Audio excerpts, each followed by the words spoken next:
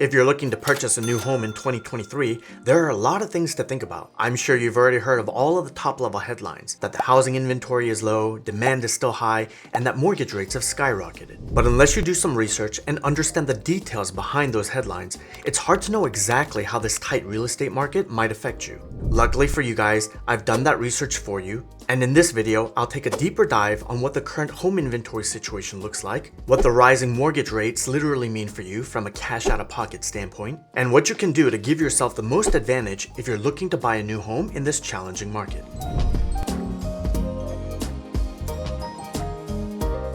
Welcome back to Daniel's Brew, where I talk personal finance and career development. So let's start off with an assessment of the mortgage rate. According to Mortgage News Daily, the current 30-year fixed mortgage rate is hovering at 7.66% as of October 13th, 2023. This is a difference of 501 basis points from January 2021, where the 30-year fixed mortgage rate reached a historic low of 2.65%. So what caused this drastic increase in the mortgage rate from 2.65 all the way to 7.66 in less than 3 years' time? To understand this, we have to make sure that we do a quick sidebar on the topic of inflation and interest rate hikes. Inflation, put in very simple terms, is when everything gradually gets more expensive over time and the purchasing power of your money decreases. For example, 5 years ago, you could go to any sit-down restaurant and get a nice meal for under $15. Now that same meal will cost you upwards of $20 or even more, especially if you count the increase in tip percentages lately.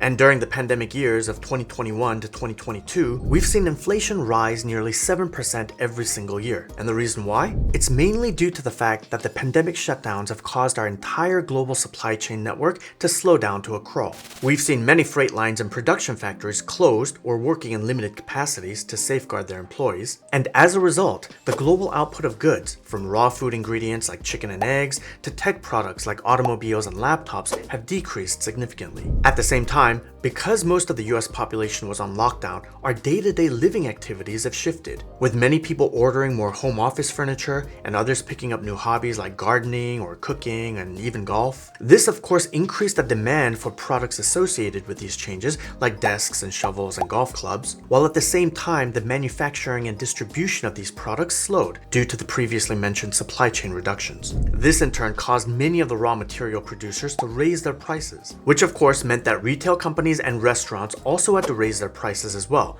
making everything significantly more expensive and increasing inflation. And to conclude this sidebar on inflation, when the inflation rate gets out of hand, the Federal Reserve is tasked with bringing down that rate to a more manageable level. And they do this by enacting interest rate hikes and making borrowing of money in this country harder. When it's harder to borrow and spend money, there's less consumer spending, which lowers the demand on goods, thereby forcing raw material producers, retailers, and restaurants to lower their prices to keep selling their products. And in this particular case, the Fed has implemented 11 rate hikes since the pandemic started in March of 2022. Now, this is a very simplified explanation of how inflation works, but the key thing to note here is that one of the biggest factors leading to mortgage rate increases are the interest rate hikes that the Fed have put in place. So given all of this, it should be clear now why the mortgage rate has skyrocketed in the last couple of years. Next, let's take a look at how housing inventory has evolved since the start of the pandemic and got us to the point where it is now. We have to remember first that just before the pandemic shut down, the housing market was at an all-time high. Mortgage rates were low, about 3.4% in February of 2020, and the economy was rising, resulting in a very healthy housing market where demand was steadily increasing. And then, as mentioned before, when the countrywide COVID shutdowns came in March of 2020, nearly all of the corporate workforce was forced to work from home. We started quarantining efforts, limited contact with the outside, and stayed within the walls of our houses for days at a time. And at this point, most of us came to realize two very important things. First, we're spending an immense amount of time in our houses, so having a spacious and comfortable home environment is crucial. Next, since most of us can work remotely, it actually doesn't matter what city you live in. This all led to what some have called the Great Migration or Great Relocation, which was this phenomenon where nearly 56 million Americans started to relocate away from densely populated metropolitan areas to more suburban neighborhoods that allowed for more spacious and favorable living situations. And as I mentioned before in our inflation sidebar, this created a surge in home demand, outpacing the amount of home inventory in the market, leading to the drastic increase of home prices over the last couple of years. Even home builders were struggling to keep up. In fact, many of these builders even stopped pre-selling their lots,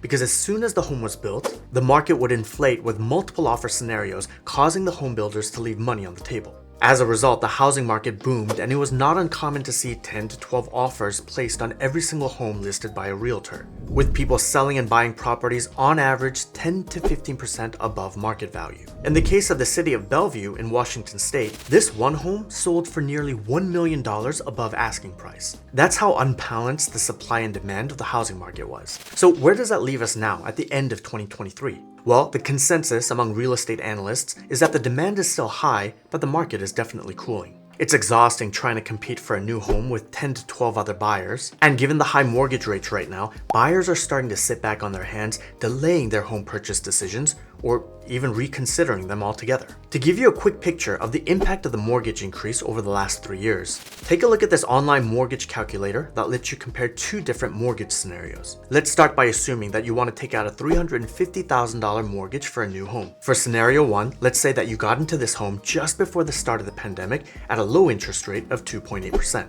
Next, for scenario 2, let's say you purchased a home just this past month in September 2023 with a high interest rate of 7.5%. In this comparison, if you bought your home 3 years ago, you'd be paying about $1,000 less each month for the same home and over $360,000 less over the lifetime of your 30-year fixed loan. What this essentially means is that if you buy your house now, you'd be paying just about double what the cost of your home is compared to buying before the pandemic due to the difference in the mortgage rate. So in light of this, demand has definitely slowed, but because inventory is still low in the market right now, we continue to see multiple offer scenarios on home listings, as this one CNN Business article explains. So that leaves us to the final question of what do you do if you're looking to purchase a new home right now? How can you make the best of this challenging housing market? Well, there are 3 things that you can practically do right now in this situation. First is wait if you can.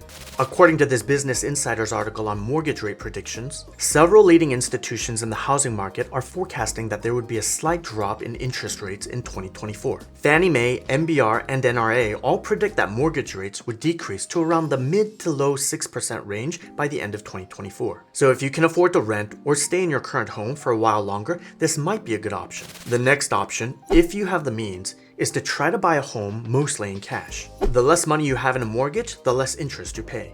So if you're fortunate enough to have a large savings balance, or you have stocks that you've been holding on to that you can sell to put a really large down payment on a home, then doing that would help you avoid paying exorbitant amounts of interest on a large bank loan. And lastly, you could just bite the bullet and buy a new home now, hoping to refinance later on when the interest rate drops. Refinancing a mortgage does cost money, typically about 3 to 6% of the loan amount in closing costs, but it would be one option to get you into the home that you want now, giving you the ability to reduce the interest costs later on. There's certainly not an easy answer to this topic, but whatever course you take, just remember that a house is a home first and an investment second. And what I mean by that is always keep in mind the quality of life and the level of satisfaction and happiness that you'll experience in your home, and make that one of the top priorities when choosing a house to buy. If you found the perfect home for you and your family, then do what you can to secure the purchase of that home regardless of the state of the mortgage rate. Don't let financial optics get in the way of providing the right home for your family.